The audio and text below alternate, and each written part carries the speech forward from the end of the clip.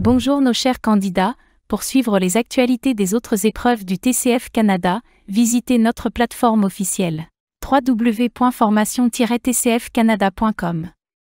Aujourd'hui et dans cette vidéo, nous allons corriger des sujets d'actualité pour les 3 tâches d'expression écrite.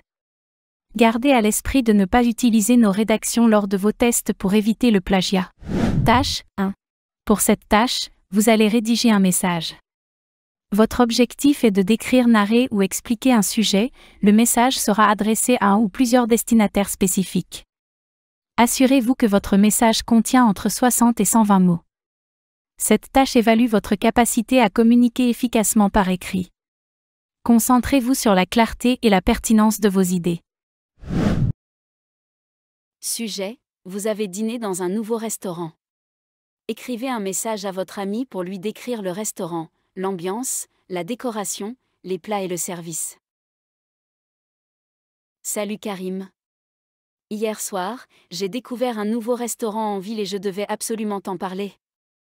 L'ambiance était chaleureuse et calme, idéale pour passer un bon moment. La décoration mélangeait bois naturel et lumière tamisée, avec une petite musique de fond très agréable. Les plats étaient délicieux, j'ai pris un tagine d'agneau au pruneau, parfaitement épicé, et le dessert un fondant au chocolat était à tomber. Le service était aussi impeccable, le personnel était souriant, attentionné, sans être envahissant. Franchement, ça vaut vraiment le détour. La prochaine fois, on y va ensemble, tu vas adorer. À bientôt, Ayoub. La tâche 2 consiste à rédiger un article ou une lettre destinée cette fois-ci à plusieurs destinataires pour faire un compte-rendu d'une expérience ou d'un récit.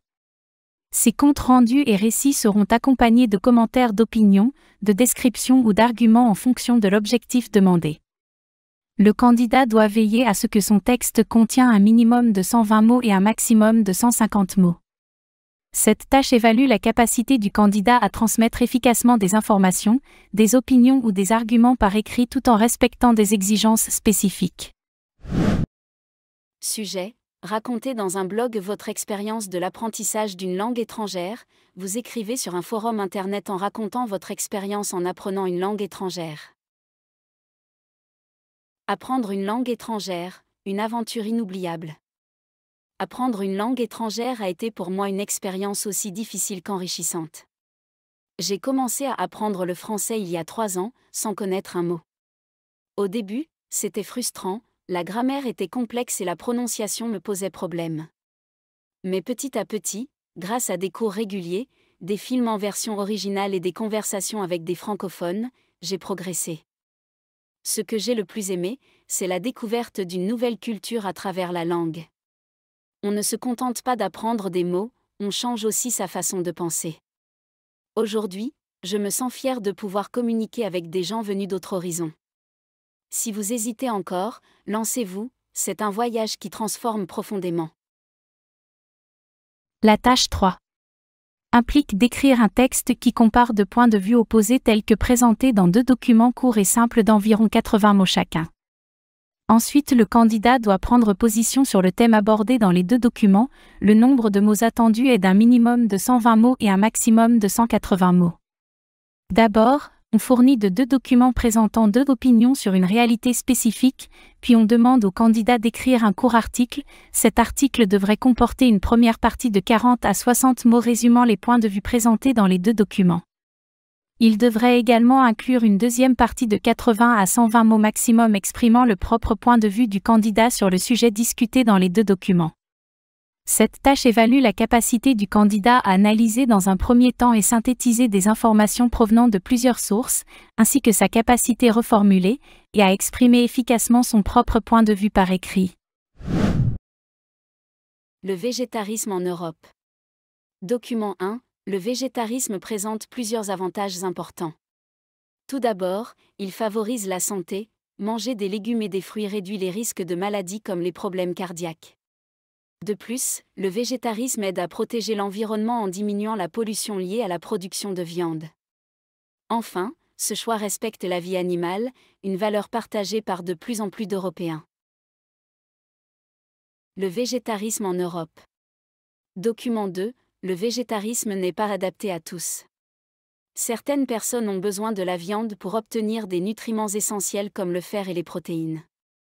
En Europe, les habitudes alimentaires traditionnelles incluent souvent la viande, et il peut être difficile de changer ces pratiques. De plus, suivre un régime végétarien demande parfois plus de temps et de connaissances pour équilibrer les repas, ce qui n'est pas toujours pratique.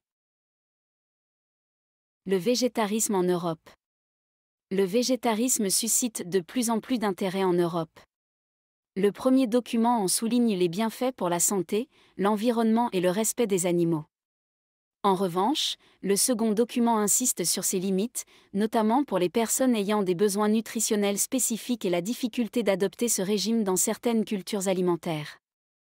Pour ma part, je pense que le végétarisme est une option bénéfique, mais il ne doit pas être imposé. Il est vrai que manger moins de viande a des effets positifs sur la santé et l'environnement. Toutefois, chacun doit pouvoir choisir selon ses besoins et son mode de vie. Certaines personnes ont des carences ou des habitudes profondément ancrées, qu'il n'est pas simple de modifier. L'essentiel, à mon avis, est d'encourager une alimentation équilibrée et consciente, sans culpabiliser ceux qui mangent de la viande. Sensibiliser les gens à l'impact de leurs choix alimentaires est plus efficace qu'une approche rigide. Le respect des choix individuels reste fondamental dans une société diverse.